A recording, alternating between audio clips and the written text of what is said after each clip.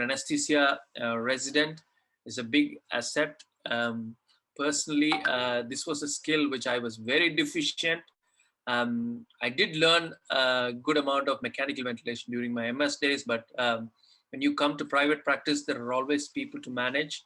And when I went back to do MCH GI surgery, it is a pain to watch people suffer on the ventilator because you do not know how to manage it. So I would always say you master those skills when you are a general surgeon about how to manage a ventilated patient. Managing renal replacement therapy is pretty hard, but you can always learn the critical waypoints so that you can identify when the patient can come out of the RRT or when you have to put them on RRT. That is pretty much a decision you have to make, and the nephrologist can take care of the rest. Managing inotropes and cardiovascular support systems is also a skill you have to learn and know what charges mean what, and you must know the breakups in different surgeries. Even if when you're a junior, you must learn the ability to learn, how to read your bill.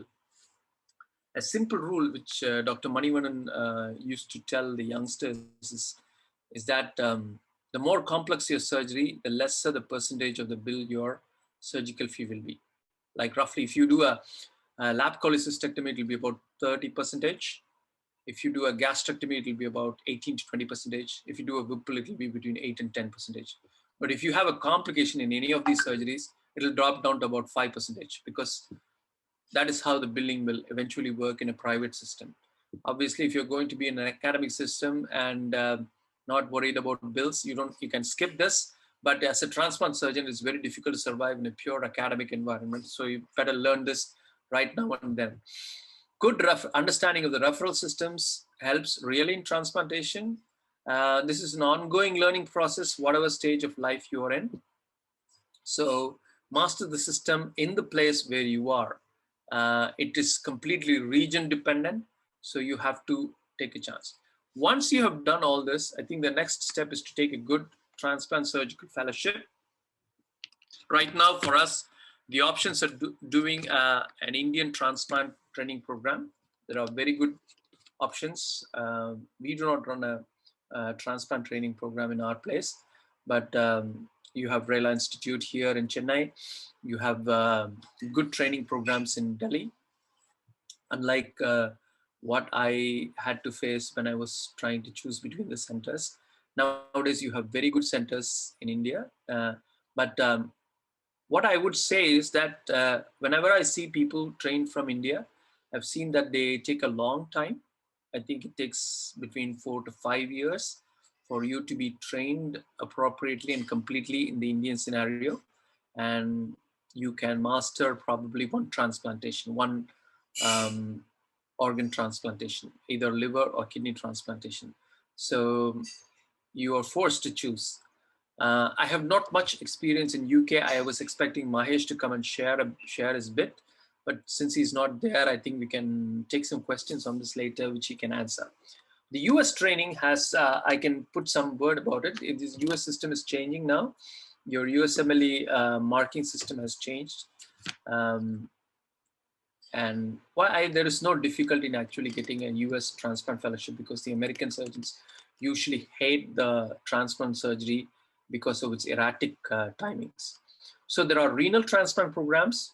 There are abdominal multi-organ transplant programs, which was the kidney LKPI transplant fellowships, which is liver, kidney, pancreas, and intestine. And then you have the pediatric and small bowel usually clubbed together in some programs. So this is an additional one you can take. Normally you get admitted into an abdominal multi-organ transplant fellowship, where your first year consists of rotations in the kidney service, and the second year is mostly liver. There are programs which run hepatobiliary surgery along with that, and these are year 6 and year 7 fellows in the US. So you have the freedom to operate whatever case you would like to. But I guess you're not allowed to do some surgeries, like really small surgeries like cholecystectomy and lap cholecystectomy. but you can go to any theater and observe or be a part of the team and pick up experience in whatever you want to learn. So US training is good. It's a more complete training and it's more hands-on. Um, but like every transplant program, I would say that at the end of 2 years, you still feel incomplete. I felt like I didn't know much on the immunological parts of transplantation. I did not know how to the theory behind most of the um, immunological problems or the transplant problems. So I continued to learn from that time on. We were forced to, I mean, we did close to about 110 lectures at the ASTS website, which was mandatory for us. But now I think they have to do an exit examination as well. So it is getting tougher. And I think the program is getting more rounded now. The advantage of transplant fellowship is also that you learn advanced laparoscopy like donor nephrectomies, and which you can use in donor distal pancreatectomy and splenectomy pretty easily. It's a skill you can learn very easily. So once you have done all this, the transplant surgical fellowship is pretty much a walkthrough. They do change some of your primary skill sets. You do not operate close to the core anymore. You will operate far from your core. You will become more comfortable in operating with smaller needles, smaller sutures, and your knot tying progress will become better with time. The next step is to think about your transplant surgical career. Skills that you can learn earlier or the ability to build teams. If you have built teams as a youngster, it is great. I think a lot of extracurricular activities becomes a big help in these situations. So team building is like building into an existing team where you go into a program, build your own set of colleagues together, or you may have to invite new people to come into your team, help them learn, help them get their skill sets done, and then work together. You also might be an invitee in a team where you have to learn how to mix with new sets of people, learn new protocols, and then adapt yourself, probably change them or be changed yourself. But most important, what I feel is that um, being a team member in a transplant team is itself a very rewarding experience. Um, I have built 4 points on that. To be a point man, you're the man who leads from the front in every crisis, solves every crisis, and makes sure that the patients go home very well. So you can be the point man. The sweeper is the one who keeps problems away, stays behind, make sure everything is done completed, and then make sure he puts the full stop on every process and is responsible for patient safety.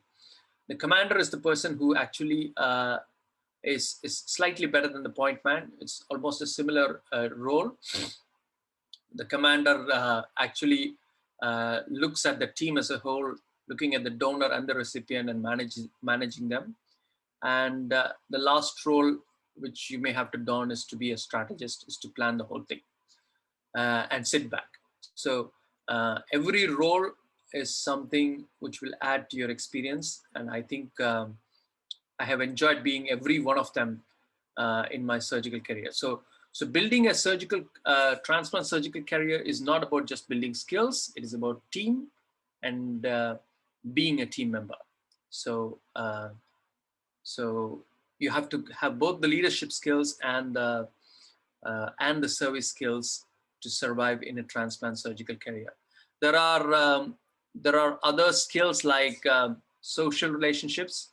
I think the younger generation are actually much skilled than us in social skills, and I will actually learn from their expertise rather than sharing mine. Marriage and social life is the last thing which I want to discuss with you is in this forum. So in a transplant career, you're always, when you're young, you're left with this question, to marry or not. Everywhere where you go, they ask this, whether you're married and how your wife would take to your decision about coming to a transplant surgical fellowship. So this is a difficult one. What I would say is that you have to get, if you're married, you have to get your spousal approval before you jump into transplantation. I mean, if you go abroad, that means she may not be working for 2 years, and sometimes it may be 4 years. So if your wife is a professional and or a doctor, you may get the approval, but you must be willing to face the setbacks in her career as well. It's very rare circumstances she will also get a work, but she will not get a work as a consultant, so she will be a resident, and it will put additional stress on you and the family as well. So the no work is also stressful. If she works or he works, again, it can be stressful. One of the approvals which I always recommend my fellows is that you must get the approval to be never available. And this is very, very hard. I've seen people with even long marriages break down because you're not available for your kids, you're not available for your wife in the midst of their troubles, and you are caught up in some transplant or you're doing a fly out or something like that. Though people try to adjust, sometimes it is not possible. So you might be called out of your party, you may be called out of your church, you may be called out of your um, a personal outing, you may be called out of cinema. I've seen transplant fellows going with their spouse in 2 cars. So they will leave their car, a wife in the car, and the kids in one car, and they would come back to the hospital. So never available approval is something which you should take for. And if you don't get it, if your wife is not for it, please don't do a transplant fellowship. It is not worth doing that. And whatever you do, now, despite that, I would always call transplant fellowship and next 3 years the dark 5 years of a marriage. So these are the times when your stress level is very high. You're always learning new stuff. You're always traveling. You're with people who have high expectations and are driven. So the same problem will uh, continue for another 3 more years. So these will seem like the dark 5 years of marriage for anybody. Kids obviously will miss you. If you have very young children, you are also going to feel the pain, and you have to decide very well where you're going to stay. Some of the places in US, you're expected to stay downtown or within 5 kilometer radius of the hospital so that you can come to the hospital at any time. Those are the places where you don't get good schools. I had to leave the fellowship in Dallas on that one reason. They told me that I had big children, and the schools in downtown Dallas are not actually good. So those are problems you have to sort out before you come. Um, Absolutely, I have written down hanging out days with boys. No, you will never know when you will get a call, so you can never sort of enjoy. There are only two people who can relieve you, and both of them will not like you having walking into the hospital with alcohol on your body. So hanging out days or just even hanging out without alcohol itself may become difficult. Holidays, obviously, they will give you 5 days, and you have to give a 1 year notice for 5 days, and that is all the holidays you might take during your fellowship. Rarely, if you work very hard and you have killed yourself, they might grant another 15 days of leave, uh, which is very unlikely in a transplant fellowship. But what is surprising is that when you come back and you work and you are a team, pretty much holidays are out, unless you have a very reliable colleagues who understand you, understand your needs, and are willing to take turns and bear the pain and the difficult journey of transplantation. So holidays will be a mess for a really long time, however old you may become as a transplant surgeon. So I think I have shared. This is these are the things which I feel are mentally important for somebody preparing for a career in transplant. So whenever I see youngsters like asking me questions. Can I become a transplant surgeon? What are the things that I require for a transplant surgeon? My heart goes out to them. This is not MS general surgery. Is not the time when you think of transplant surgery, um, because this is a one-way ticket, and you have to get the right steps all along your career to shine in transplant surgery. I hope this is very useful to the youngsters. It's open for questions.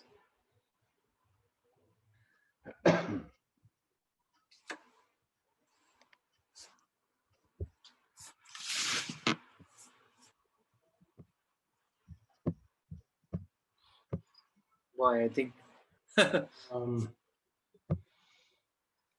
Ilango, wonderful lecture as usual, and the way it has been made out. I don't see either of our Ilango's friends over there. Ari, unfortunately, is traveling, sir. So I Okay, don't think so. He'll get this now good connect. I have a couple of comments to make, or say questions to ask.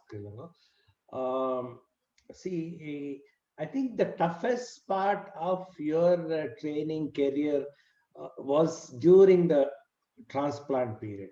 In terms of working hours, hard work, and you faced it much later in your life, haven't you? Yeah, yeah. I was 42. Toughest part, it will be me. My toughest part is post MCH in Dr. Nandi's unit, and that was actually I wish that that could have been in the beginning of my career.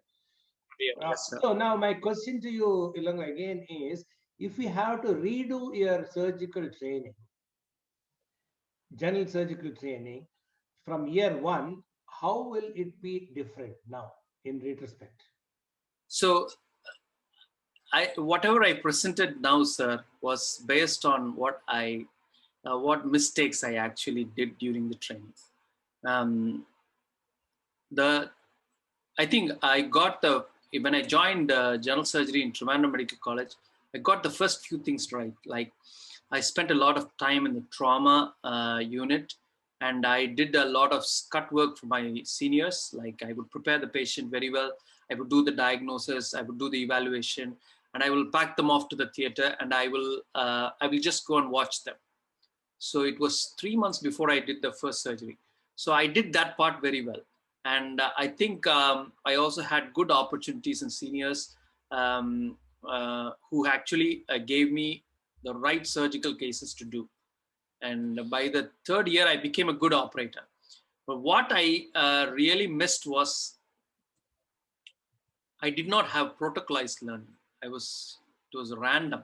Every time you talk about Dr. Nandi, that's something that really pains me is I never wrote down protocols. I used to, for breast, I'll carry Hagensen, one old book that my father owned, and I used to read from that. And even that was good for operating, but right now I feel I could have written better protocols and I could have learned. So that's one thing. And I did not classify like this. I did not uh, excel in putting the right knots. My knots were wrong even at that time. I would redo them. That's all. So I never mastered them. And I think looking back, I was good at anastomosis, but I still could have been better. The only thing I did right was stay there in the hospital pretty much almost all the days. So year 1, year 2, year 3, I was available. So that is the thing which you should do first. Second thing is that the mastering, I said, no, the knots, the bites, and the planes. The 3 things you should learn very well. That also I did not master. I did take a long break. I took 7 years between my MS and MCH. I was practicing general surgeon for a long time. Coming back to your MS, we'll go to MCH a little later. At MS level, you have done certain things good, or I should say, most of things you have done good, and certain things you could have done better is what you feel. Now, where do anyone learn as to what to do good? Do they learn from the seniors, or do how because, or do these things come naturally? No, sir. I think you learn from seniors. There are 2 ways of learning from the seniors: is to learn how to do the right things and how not to do things. Both are important. I'm not speaking in derogatory terms. There are people who are good in some skills. So you go around, as a general surgical student, you have the advantage of going and watching pretty much everybody in the department. You may be rotating with people, or you may just peer over their shoulder and look at their surgery. Each one is a learning experience, even though you may not be doing the surgery. The best example we had in Trivandrum Medical College was that of Santosh John Abraham. It seems he used to hang around in the theaters most of the time, and a lot of people talk about him. I mean, it's legendary that he would solve problems which others do not. So I did not do that.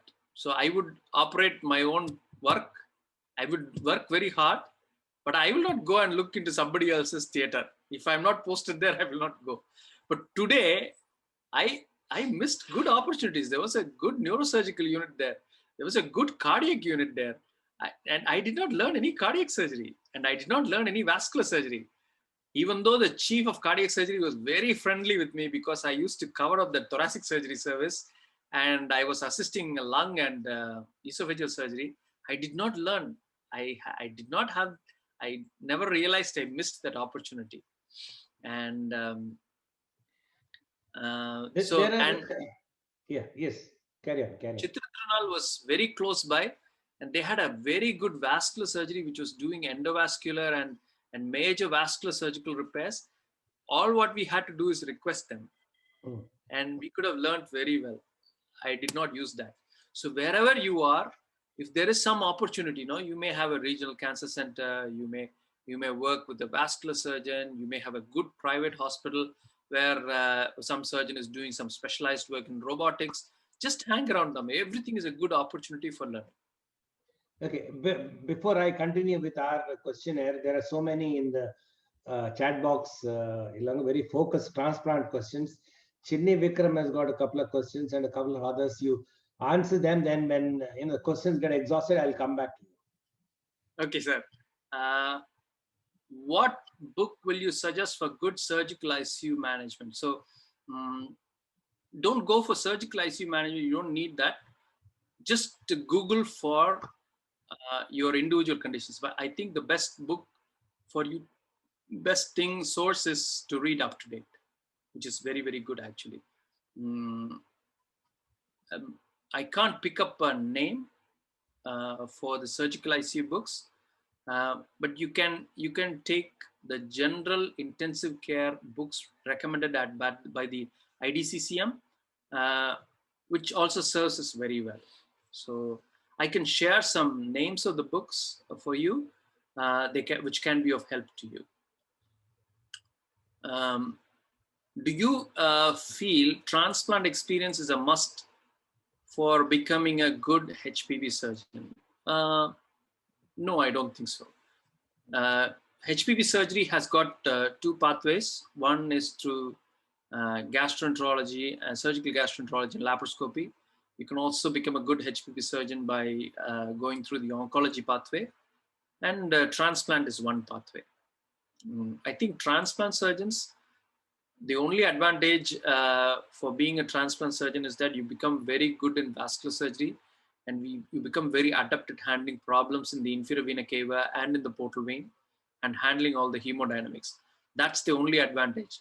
It is of use only in complicated HPV surgery, which you may not be using at all times. So a standard Whipple does not require anything. Maybe a vascular surgeon, you will learn those skills by just being an oncologist or a GI surgeon if you spend enough time on those skills. I don't think so transplant surgery is a necessary experience. But if you want to do a trisection with an IVC resection, transplant experience will definitely help. There is no doubt. Sir, why did Vinay sir wish to stay in the US, and why did you wish to come back to Chennai? Weren't you comfortable continuing your career in US? So I was it's personal choice, I would say, personal choice. Vinay had a long, good career in India as well. So it is his choice If to go I back. can add here, Ilango, if wife is happy, life is happy. Yeah, So that perfectly. choice you should ask Vinay as to why he is there. So there are reasons other than career. That's true. That's true, sir. And I was offered a job in US as well, but I think I had a love for pancreatic surgery and a lot of things in this country to which I had binding ties. So I could not just leave things through. And one of the transplant nephrologists, who is a doyen in nephrology in US, um, used to tell me, the problem does not happen when you're young. The problem happens when you're old. At 60 years of age, probably everybody leaves you, and then you really feel alone in US. That is the time point which you have, which is very difficult to decide. So a lot of things went in at that time, but I was comfortable, and I'm still comfortable living in India with my transplant training. And what inspired you to do USMLE at such a stage and go to US for a transplant career? And why didn't you think of UK as an option? Hmm. I found a lot of gaps in the UK training from surgeons returning from transplant. And one of my mentors is a surgeon at the King George Hospital. He said, don't come to learn transplant in UK. I don't know the reason. He said, you go to, I don't like the way UK practices transplant and I don't want you to get in here. I still don't know the reason, but he did write the letter of recommendation to go to US, and I did not miss much. Um, should I pursue short-term vascular training before pursuing transplant? Absolutely no requirement. I went there as a novice in vascular surgery. By 3 months, I was learning to do vascular surgery. Um, by 6 months, I was doing a pretty good speed as well. So you don't need vascular surgical training before pursuing transplant. But if you have a good experience, it will really help you. Scope of lung transplant via the thoracic surgery route? Yes. Abdominal transplant surgery and thoracic transplant surgery are two different fields.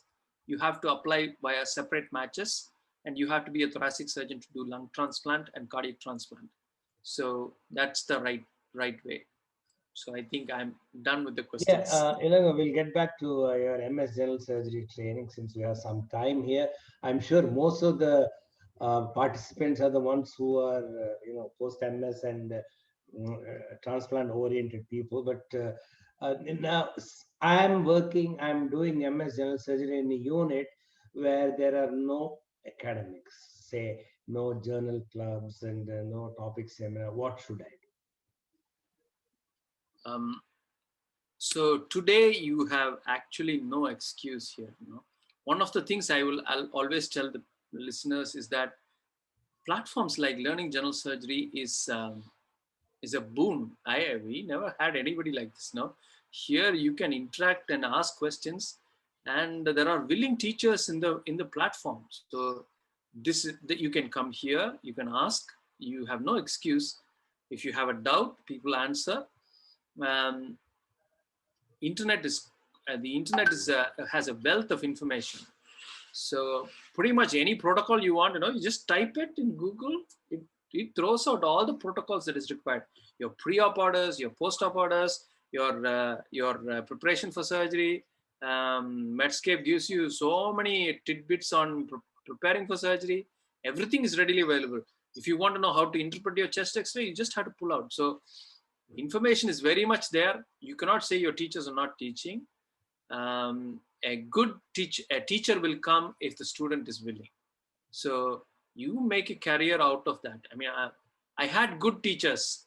Yes, I was lucky, but I also went through a phase where there were no teachers and books were my only teachers. So books can never leave you. I think current generation are more comfortable learning from journals as well. And even surgical videos are very good in YouTube nowadays. It's interesting learning phenomenon that's happening. So really you have no excuse to say that there are no academics in the department because of the widespread opportunity and the democratization of the learning process now. I think my children are looking at Harvard University's videos and MIT's videos on the web for free. It's free. You can learn pretty much anything you like. And you just I picked up a lot of friends on Twitter on a regular basis. It's very, very good. And there are emailing groups you can join. They will really help. So I'm sure anybody can learn in the current open learning environment. So I really feel there is no excuse for them to say no academics in the department. My next question is, once Dr. Rela had commented that for him to choose a trainee between an MS general surgery and MCH GI surgery, he would prefer MCH GI surgery. So what is your take on it? Can anyone opt for a transplant training after general surgery alone, or he should preferably do a GI surgery and then go? So in India, there's a lot of difference between the general surgery degree in UK and the general surgery degree that is issued here. Ours is a 3-year degree course, which almost looks like the preparatory course in other countries. By the time a surgeon finishes his surgical training in US, it is either 5 years or 7 years. In UPIT, it was 7 years because they have to put 2 years in research at any point of time and then do the final year. So that is how they have to do. They do 7 years. They are set for academic careers in surgery. If somebody is practicing learning in a smaller center, in a small township, they go for a 5-year fellowship, 5-year training program. After that, they do all these fellowships, oncology or whatever. In India, we have only 3 years. That is pretty much the basic learning time. This is roughly 10,000 hours of learning. It just changes you from an intern to a base surgeon. So at that point of time, you still have gaps in your knowledge, which is very difficult to fill. I think in India, the best option is to do MCH as the first step to transplant career. I think I put up 2 options, GI surgery and urology, as options for taking up abdominal transplantation, because they are good in handling hollow viscous surgeries. And the only additional layer you have to learn is to learn vascular surgery. So I agree with Prof. Rela that MCH GI surgery is a good foundation for anybody who is taking up a career in liver transplantation. You do see rarely good surgeons who are post-MS and are doing quite well in transplant surgery, but it is a rarity. It is a rarity. A lot of deadwood in transplant surgery, even in the US, comes from Indian surgeons who have gone there after MS and then taken up. It takes a longer time for them to get to where you want to do. Most of the surgeons who came back to India and started practicing transplant as an independent surgeon are all post-MCH. That much I know. It's very rare. I think Vivek has finished his DNB. But other than that, you will find Indian trained surgeons are best selected by the MCH training process. I will always say that. My next question is maybe slightly tricky. Are Indian transplant training programs as structured as in US or elsewhere? I will say no. There is no accountability on the teachers. I will just cite an example. I was posted in pediatric transplantation in the University of Pittsburgh. It's a mecca of pediatric transplantation. A lot of surgeons in the US have gone through that program. And that was the mother program. That was the place where Starzl actually started. So people are very proud and people are very, very rigid in that program. I spent about 4 months in the pediatric program. And for the first 2.5 months, I think I had suffered racial abuses and abuses in quite every form. I think I have never faced like that in my life. But at one point of time, I met my boss who asked me about the career, and I told him I'm facing these problems. He promptly went back mailed the pediatric surgery chief, I'm taking back Ilango back to the primary service because you're not allowing him to learn. And I have put him there exactly because he has a plan to go back to India and I want him to have that experience. If you are not giving that experience, I would rather have him back in the main program. The next day they gave me a transplant dissection. I was made to stand as the fifth assistant. It is not the second assistant. Mind you, it's the fifth assistant for an 8 to 10 hour surgery. You have to just stand there doing nothing. You cannot even touch the retractor. They used to treat us like that. But when Huma wrote that, I just went from fifth to the first assistant. And then they said, okay, this time you do this. That's very rare in India. In India, if you're abused for life. So that corrective phenomenon cannot happen. And there was a confidential report on our teachers, which we were sending to the university regularly. As they were evaluating us, we were also evaluating them. And we used to write pretty frankly about what we felt about the teaching. If they were good, we marked them. We told them they were good. They were given 5 out of 5. The communication skills, their time taken out to teach us. And some of them, I have written 0. And I've written, this person has abused in such circumstances. We were very frank with them. It is not possible in India. It is not possible in India. I think in UK and US, you will have that safety net, but it's no guarantee. It's no guarantee how the response will be.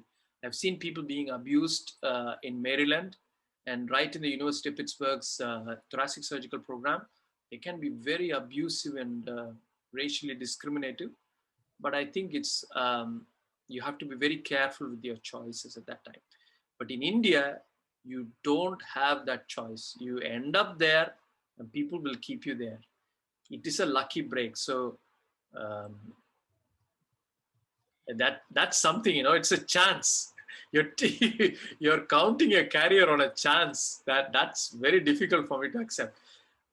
When I was trying to move to Delhi for training, a big transplant surgeon came to Chennai, and I had a lucky date with him. Okay, so he took me to the boat club, and he asked me what he came here to audit one of my very sick patients for the hospital. Okay, he came to audit whether I have done the right work for one of my difficult patients.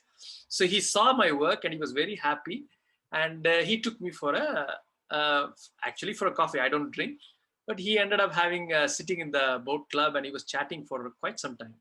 That person said, if you go to Delhi, you will just break ice for 2 years and you will come back. That really scared me.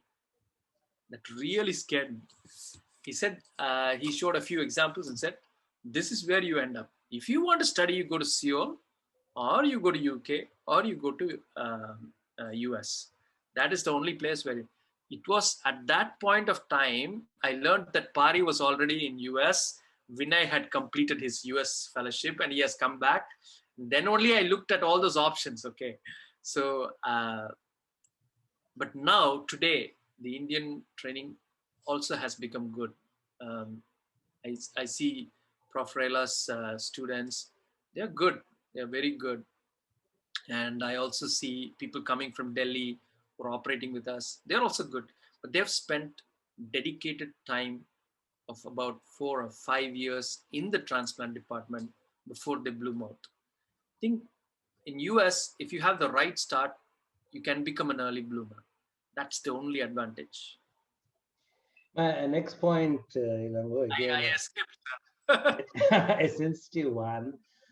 See, of late, I see so many just past MCH people walking around without a job. Because as you see, the government sector jobs are very limited, and 70% of the employment is in the corporate private sector, and there are not many takers for just past the MCH surgical gastroenterology. I should say, relative saturation, at least in the cities. Now, is it applicable to liver transplant also in India? Because I do see surgeons shifting from transplant to non-transplant surgery because there are very handful of units doing high-end or large volume transplant surgery, and majority are an occasional transplant which they have to sort of move over to non-transplant surgery for earning the bread and butter. What is the scope of transplant surgery in India at this point of time? I think it is getting saturated, sir. That's my frank feeling. I was very lucky in that I inherited Hari's renal transplant program as well. So I am one of the lucky guys who was able to do kidney transplants. And kidney transplants really keep your skills fluid and also keep you occupied for a long time. And Pari actually left me out. He said, this is something you will really learn, that the kidney program keeps you busy. So I was one of the lucky ones. Those who learn only liver transplantation, the competition is really high, and there are much more higher chances that you may have to leave transplantation. That you cannot do this surgery as a single person. You need at least 2 or 3 people of equal caliber. Otherwise, the strain is really high. You can do 1 or 2 cases. You can say that I can prove myself, I can do some surgeries, but you cannot sustain it for a long time. Um, there are days in which me and Vimal, when you're operating on the donor and it turns out to be fatty liver, we really beg the nephrologist, can we go home? We want to go home and sleep. We have not slept. And the nephrologist says, boss, you have agreed to do the kidney transplantation. I've sent the urologist and the vascular surgeon back home, so you have to stay. And we go back, we try to get some coffee, splash cold water on our face, and we end up doing the transplantation, kidney transplantation. So it is very painful. It is very painful, but the options are very limited for a liver transplant trained surgeon alone. That is one of the reasons why I say go back to US, learn both the transplantation. If you learn pancreas, it's an added advantage. Small bowel is also an added advantage. So things like that can happen. In India, if you have learned only living donor liver transplantation, and if you are not able to comply with the rules of the game, which you may not be able to do all the time, then you are in real trouble actually. Ilango, Vinay has joined. Welcome, Vinay, and get him into the. He's missed all the conversation till now, but I think we can put up some of the issues with Vinay. Vinay, welcome. You can unmute and put your camera Yeah, I on if can't. you have. Hey, Hey, very Vinay, good. there was a question in the chat box saying, why did Ilango return back and why did Vinay go back to the USA? Oh, I didn't go back until my son went back and I had to pay his college fees. So, and it's probably because of Trump anyway, because I was worried about his visa. So, if Trump hadn't been elected, then I would have probably stayed back. Okay, and I was commenting that if wife is happy, life is happy, and probably that's the reason Vinay went No, she was actually also happy back home. back. She But yeah, it wanted was you in mainly the US. college. And besides, India has plenty of living donor transplant surgeons. They don't need me as much as the US does. No, Vinay, we were just discussing with Ilango, saying how organized is, how structured is transplant training in India, liver transplant. What is your take on that? Uh, well, the both the programs I was in, Gangaram and KDAH, were certainly more structured than the US programs. In the US programs, you basically just work and work and work, and they hope that you learn something while you work. There's no structure to it. You don't present any cases. There are no lectures, no seminars. There are no pathology. In this place, at least, there's no pathology conference, although we had that in Pittsburgh. But those are all things we had in our programs in Delhi and Mumbai, which they don't have in most of the transplant programs in the US. That's exactly how Vinay and me, we learned from the same program in different eras. He learned in the uh, 2000 to 2010 era, and I learned from the 2010 to 2016 era. So we had the only thing that was changed is the fellows were no longer allowed to present kidney cases. Only the attending can present. But we were asked to attend every presentation, I mean, every selection meeting for kidneys and the livers. We have to attend the HPV tumor conference every week, either at the VA or at the University of Pittsburgh. That's the main Presby hospital. We have to attend the pathology meeting. I think at Vinay's time, they had to report, they had to call back all the renal transplant biopsies, which was given over to the nephrology PGs at that time when I trained. But I think the academics was very strict. What I changed there, which was not there before, was to take 2 days evening when we did not have transplants and make them into a structured training program. What I did was, we had lots of guys with skills, like there was a living donor, laparoscopic donor nephrectomy person, Hankitan, and we made the pediatric transplants surgeons come and present, the intestinal transplants to do their presentations. We had people from transplant psychiatry, infectious diseases, transplant nephrology to do all those standard lectures. And we took the two chief surgeons in the liver transplant as well as in the kidney, living donor and the disease donor people to do the skill set labs. So that, I think, has perished now. Nobody is doing it now. I think it was just my effort. It could not be continued because people didn't see value in it the same way I saw it. I interacted quite a bit, and I accumulated quite a bit of notes. I still use them in practice.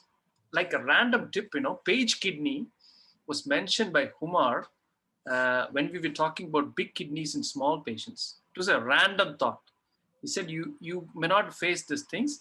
If you put the kidney higher up in the common iliacs, you will benefit. That's all he said. That's all he said.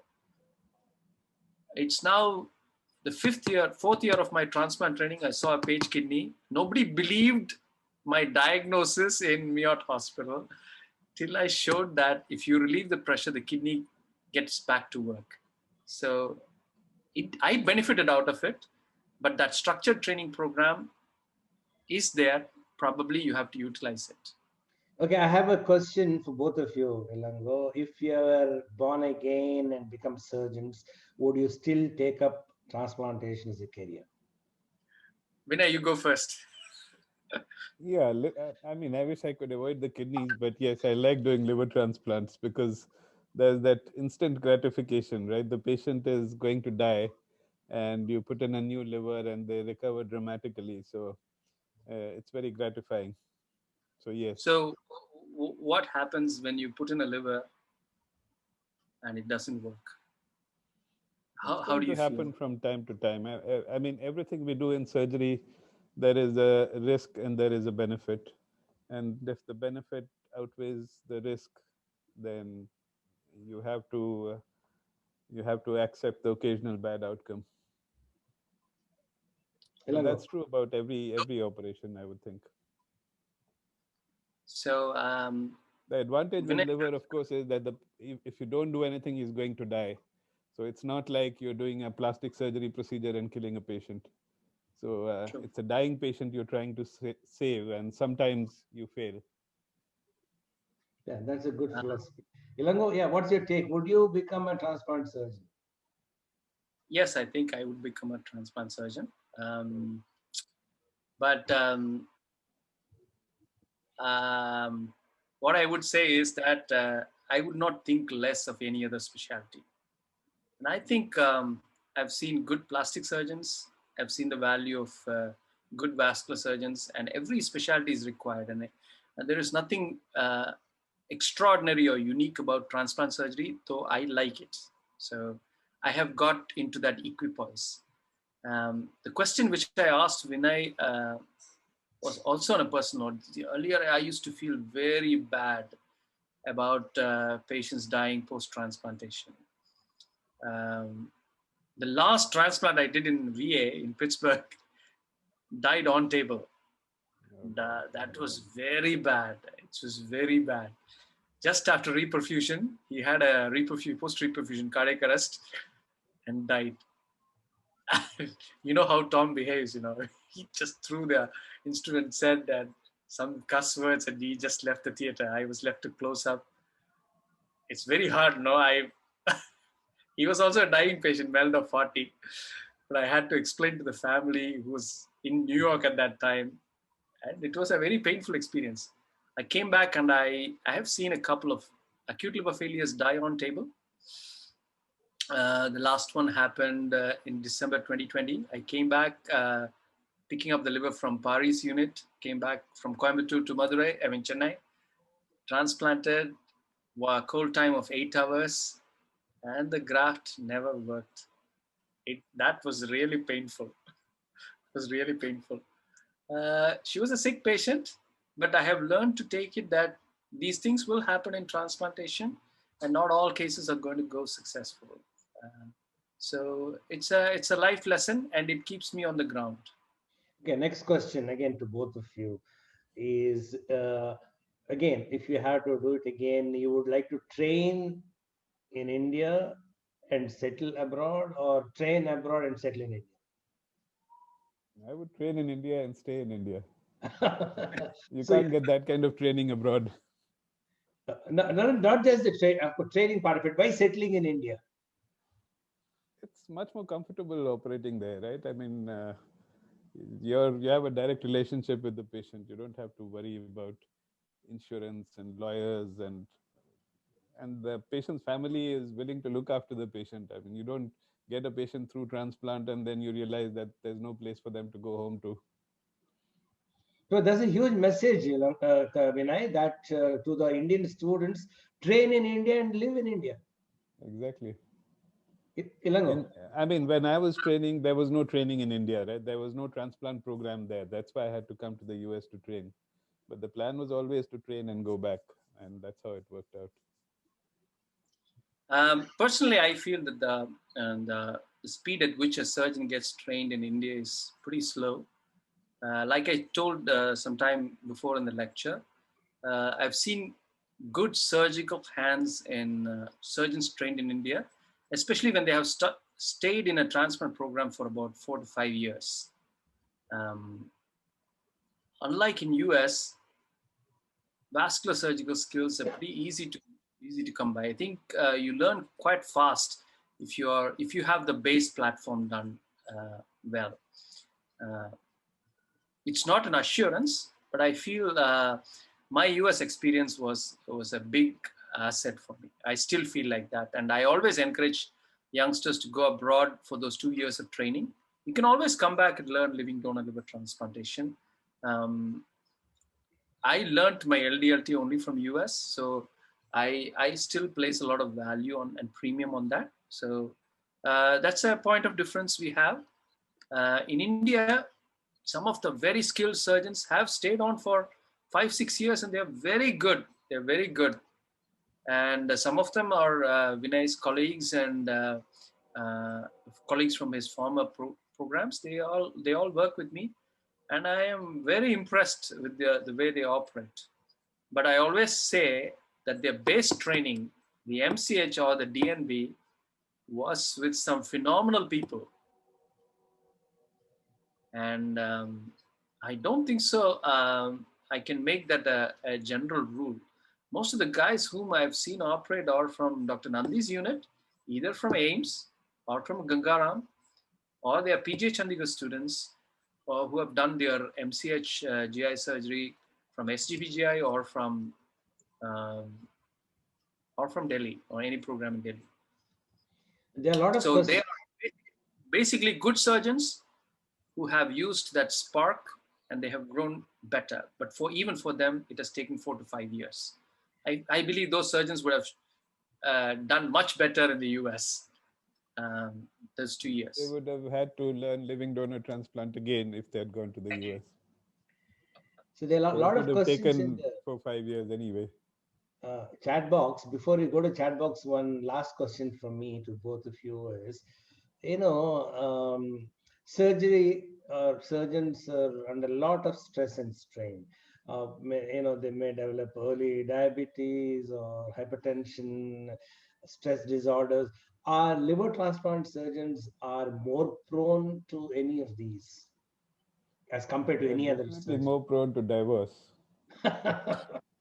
but medically they seem to be doing okay. Most of them seem to die old. Live a full life. It means the average lifespan of a transplant surgeon is fairly good. Yeah, I Like mean, a Fazal politician, was sir. close to 90. Oh, yeah, Ilango, you Like agree? a politician, sir. I think the stress keeps them alive. Ah.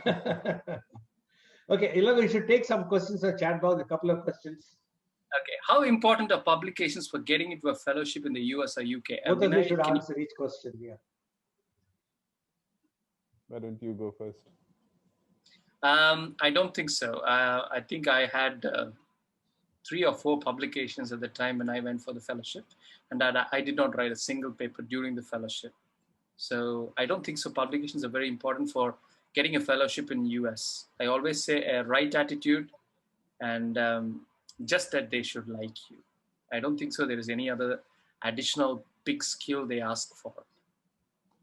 Well, I think it's become more competitive now, right? When we were applying for fellowship, they would basically give you a fellowship if you apply for it because there were more positions than there were people looking to get into transplant.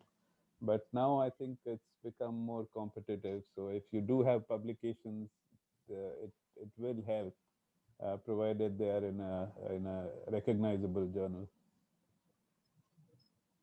So you are right up to date on that. So I think youngsters can take his point. Like we Which had about centers 37, we had about 37 applicants last year for the one fellowship position. So really? yeah. I mean, I remember my interview. We had 8 candidates applying for 2 positions, Mm. and me and Bodhi were the oldest. So we thought, okay, we are done, and we were about to go. But surprisingly, both of us got offered in the same positions. I mean, Pittsburgh and in Dallas. Yeah, I only But interviewed in 2 places, Mount Sinai and Pittsburgh, and they both offered the fellowship. So in those days, they had trouble finding fellows. That was the issues, and they didn't have the match, so they would basically offer 1-to-1. I went through the match, so it's good. Okay, so can we do fellowship in the US without USMLE? That's a simple no. No, you cannot do. What centers are good for training in India, and what are the entry requirements? Why Vinay, you don't have you go better with your experience. list, and I'll see if I can add any. So, Medanta is good. I think um, Dr. Subhash Gupta's unit is also very good. We see good surgeons coming out from there. Professor Rela is a very good center in South India. Um, any other thing? The Well, others I are would not say training programs. They are pretty much like programs. Your program is not the KDI program is not functioning for a training as a training program, isn't it? which one? Is it the Kokila Ben Dhirubhai Ambani? Does it It have a was one fellowship? that, yeah, yeah, we had a fellowship, and I'm sure it's still there. Global also has a fellowship. Yashoda's got a good program. Vivek's program in Fortis is good. Gangaram is still a good program to join. Then what else do we have? The Aster Group in Bangalore and Kochi, they're good.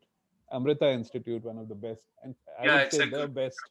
I would say they are the best training program in India. Okay, I get it. I get it. Yeah, Yeah, I They missed have it. I'll academics, jut in research. here, Ilango, permission.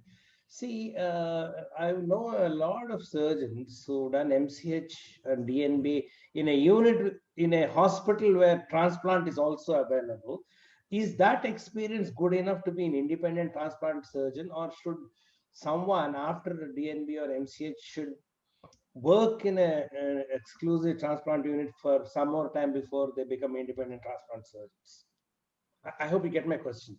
Someone who's done DNB or MCH in a hospital where transplant is also available, so they have a So certain exposure.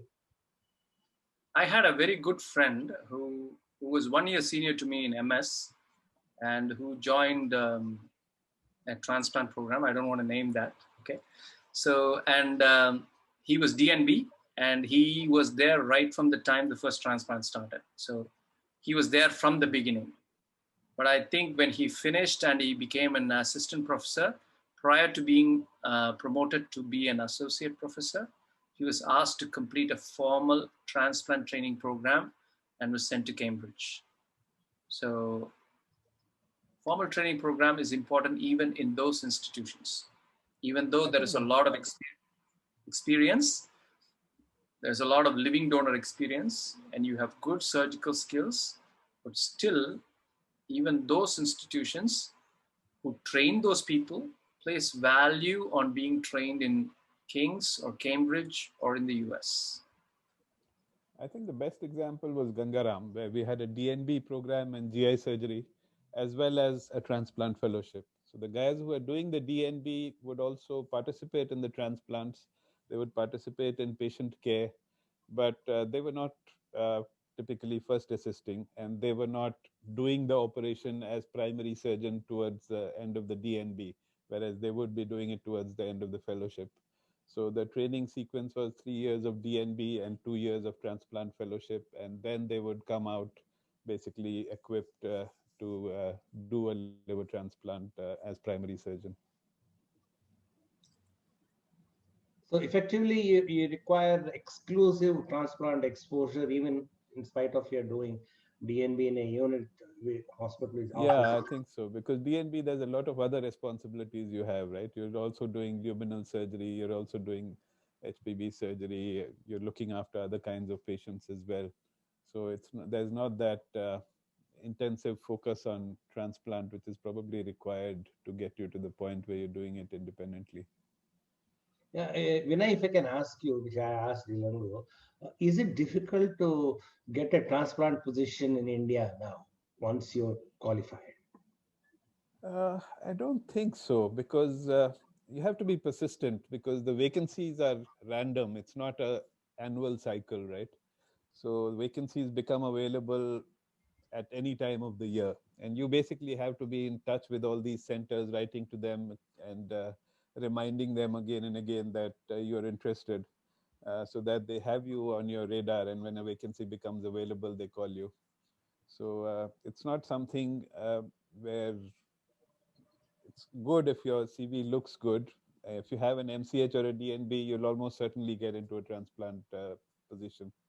But you can't depend on it being available exactly when you want it. So you have to wait and you have to persist if you really want to do it. Vinay, I think sir is asking about post-transplant training jobs. Is that right, sir? Yeah. Post You're done transplant? the training. You've done the training. Okay, I have just I finished my MCH, then I Mm-hmm. went to US, did 2 years of fellowship. Then I want to come back to India. Where will I go That's a problem, right? If you trained in the US and you want to come back to India, you need to do a fellowship again in living donor transplant. to? Mhm. So yeah, I mean, most places will take you on, but they may not have a vacancy right away because it's not an annual cycle of positions. Okay, I am a trained transplant surgeon. I should prefer a corporate sector or I should prefer a government sector if there's a job.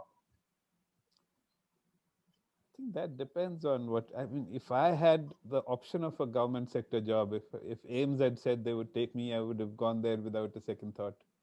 But there were no government jobs, and the government jobs are all fixed, so there was no way I was going to get in. I had no influence. Same rule here. Yeah, I would have happily taken up a government job, If but they offer you like, today, you'll take Ilango yeah, I think so. as the chief of transplant, say in one of the I would medical even college work. hospitals. I would even work as an assistant probably. Really? uh, I hope the there is government is listening to this. We tried, sir. There was a lot of interest generated, but Right. the vibe was completely negative at that time. I mean, it went right up to the CM, and they said the principal secretary said, no, there's a lot of problems in your own department. They don't want it to happen. And I said, okay, fine, that's fine. So it is there, it is fixed, like how Vinay said. So it's not very easy to break into a government program. It's actually much easier to do it in a corporate setup. Yeah, some more questions in chat box, Ilango, if we go No, through. sir, I think is the Seoul Center, Samsung, better than the US Transplant Center?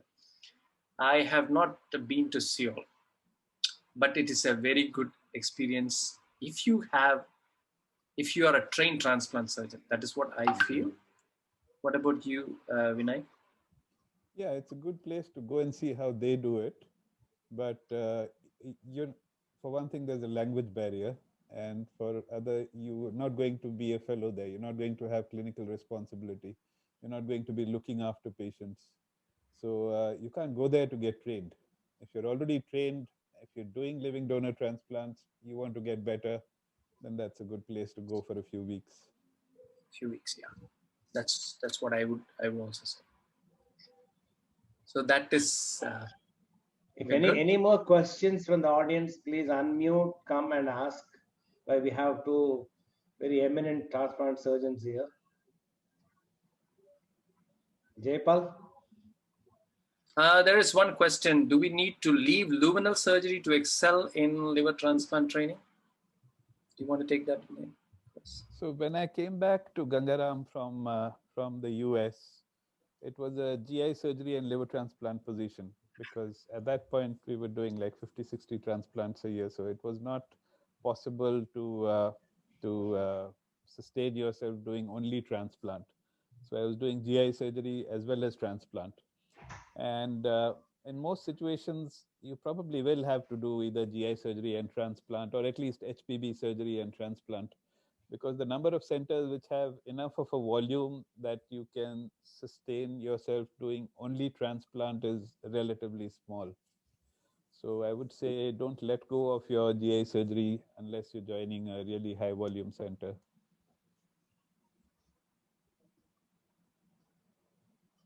Or non-matched positions available in US and Canada, like in the Toronto program, or USMLE is the only way? You already answered that Toronto one. program is not non-matched. I think it's one of the toughest programs to actually get inside. A couple of days ago, I was looking at Paul Gregg's letter to me. So he's very sharp, and he had, I think in 2013, he had looked into my match numbers, and he has said, see, there are already 50 applicants for those positions. It's very hard to match in Toronto because I think in North America is the best program. And they have living donor as well. USMLE is pretty much the only gateway to that training program. If we do a fellowship in the USA, can we settle there as well, or do we need to undergo a surgical residency again? So things are changing. If you do a fellowship in the US, you can actually stay back as a transplant surgeon within the transplant program, but you may not be allowed to do any other surgery, and you may not have the independence. If you do a surgical residency there, they may shorten the program, but you will have more freedom. But again, if you go through a long route, you may completely lose your interest in transplant surgery. So it cuts both ways. Vinay, your thoughts? Yeah, there is a disadvantage in terms of not having done a residency here. Uh, so it's also more difficult to get a license in some of the states if you haven't done a residency. But yes, it is possible. If it is possible to just do a fellowship and get a job. One If more you question. have Ilango, if you have no sufficient support, how much capital do we need to reserve before going to complete US training? So You get a salary, you don't need capital. you, I will take that actually. The total expense for actually settling down in the US with a house and a car is roughly about 16 to 18 lakhs. That does not include the cost of traveling to the different transplant interviews. Some of the fellows I talked with have spent quite a bit of money spending time on observerships and traveling across the US for the interviews. So that is not inclusive. For me, a good car and the house and the initial way to settle down your phone and stuff like that, and you will not get a credit card, your credit card will not work. Those things requires about 16 to 18 lakhs. I have a question to both of you. Vinay, are the number of transplant centers increasing in USA as of now? And also, No, are they no. increasing in India as of now?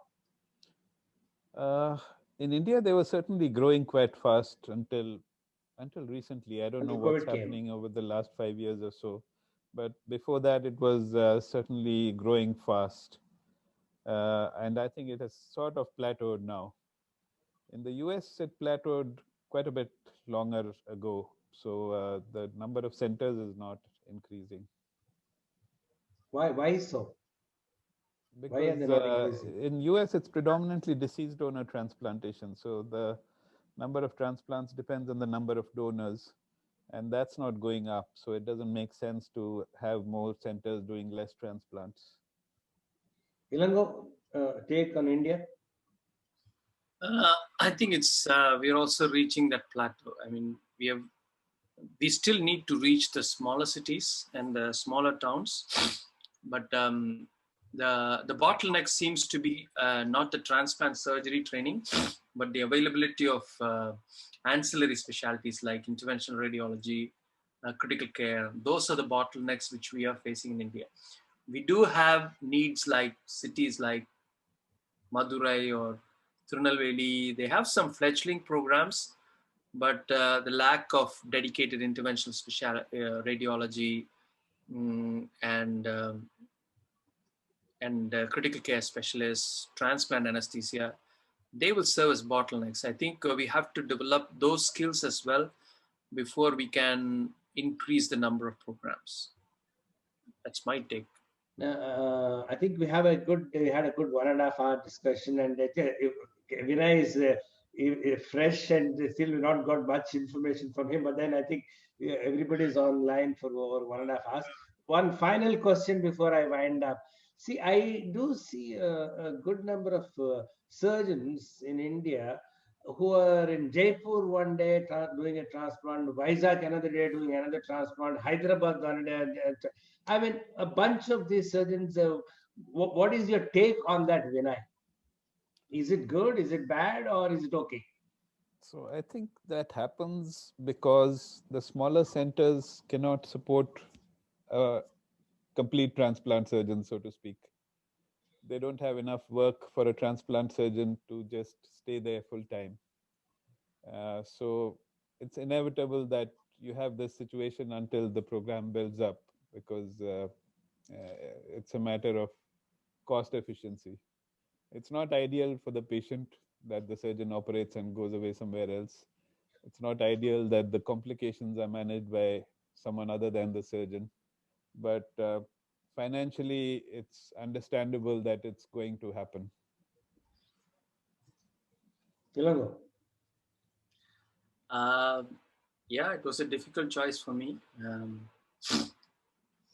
But I survived because I had renal transplant surgery in my pocket. I was doing access surgeries and I was still continuing to do HPV surgeries. So it is a difficult choice. It is a difficult choice.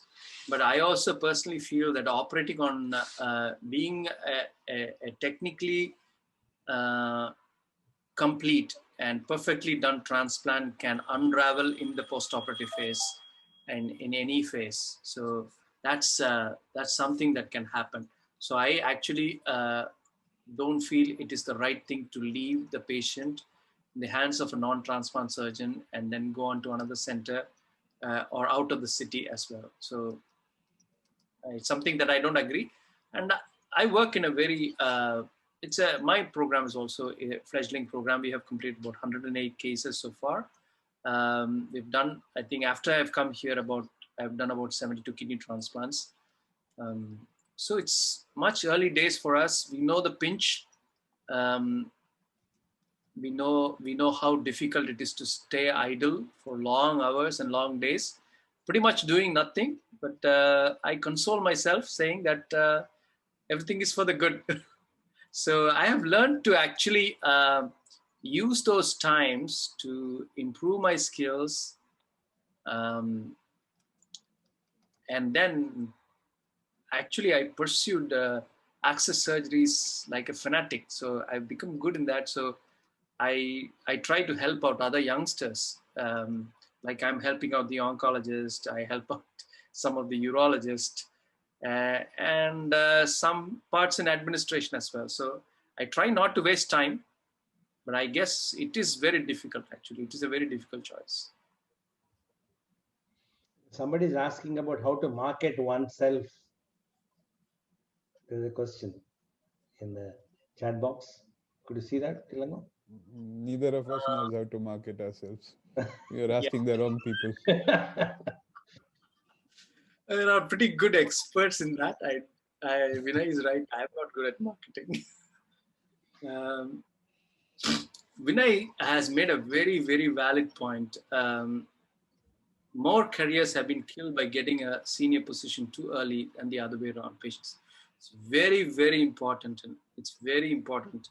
Uh, I think transplant surgery, you learn quickly if you have a good platform, but the learning continues for a long time. For a long time. And I still keep asking, I think I still message Vinay for technical tips. I just ask around pretty much everybody. I had this problem. What did you do in this situation? I like the way you're doing it. So I picked up a lot of friends on Twitter, Facebook, LinkedIn. So I get this. Uh, yeah, you learn. You have to be very patient. And I guess I remember it was Vinay actually who advised me, when you do transplant surgery, you stop being scared of the inferior vena cava. So now I think it goes to the superior mesenteric artery and everywhere now. So you get very familiar. They become like friends. And so I go around helping whosoever calls me for some problem. Portal vein is torn, I'm there. Iliac vein is torn, I'm there. So I go there. I keep myself busy that way. It's been wonderful last 1.5 hours, Ilango, and it's such a pleasure to have Vinay joining in and bridging the gap. And I think quite a frank and open discussion on many, many areas of. I'm sure it'll be a lot useful to the youngsters. And since this goes into the archives, I think many more will get benefit in the future. We'll hope to get back to this again some other time. Thank you so much. Thanks. Thanks, Vinay. Thanks for being there.